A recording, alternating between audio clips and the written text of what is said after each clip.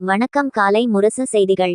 கடலூர் மாவட்டத்தில் வெட்டிவேர் விவசாயம் செய்யும் விவசாயிகளை உலக அளவில் மேம்படுத்தும் நோக்கில் வெட்டிவேர் விவசாயிகள் திறன் மேம்பாடு பயிற்சி கூட்டம் நொச்சிக்காடு வெட்டிவேர் விவசாய சங்க தலைவர் கஜேந்திரன் தலைமையில் நடைபெற்றது.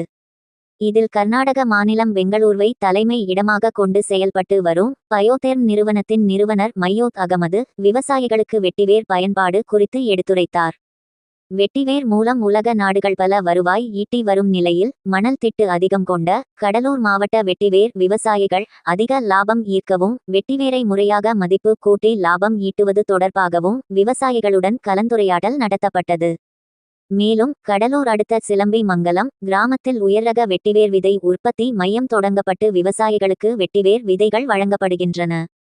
இந்த திறன் மேம்பாடு பயிற்சி கூட்டத்தில் பேராசிரியர் டாக்டர் பி ரவிச்சந்திரன், சூழலியலாளர் டாக்டர் பூபதி குப்தா, கமாடி சோலார் லிமிடெட் நிறுவனர் ஸ்ரீராஜ் பாட்ஷா, இந்திய வெட்டிவேர் பவுண்டேஷன் தலைவர் சுப்பிரமணியன் ஆகியோர் விவசாயிகளுக்கு வெட்டிவேர் விவசாயம் குறித்து எடுத்துரைத்தனர். நிகழ்ச்சி ஏற்பாடுகளை விவசாயிகள் சங்க செயலாளர் விஜயபாஸ்கர், வெட்டிவேர் விவசாயிகள் சங்க ஒருங்கிணைப்பாளர் சாமி கச்சிராயர் ஆகியோர் செய்திருந்தனர். இதில் கடலூர் மாவட்டத்தில் உள்ள குறிஞ்சிப்பாடி, வடலூர், நொச்சிக்காடு, தியாகவல்லி உள்ளிட்ட 20க்கும் மேற்பட்ட கிராமங்களை சேர்ந்த வெட்டிவேர் விவசாயிகள் 100க்கும் மேற்பட்டோர் கலந்து கொண்டனர்.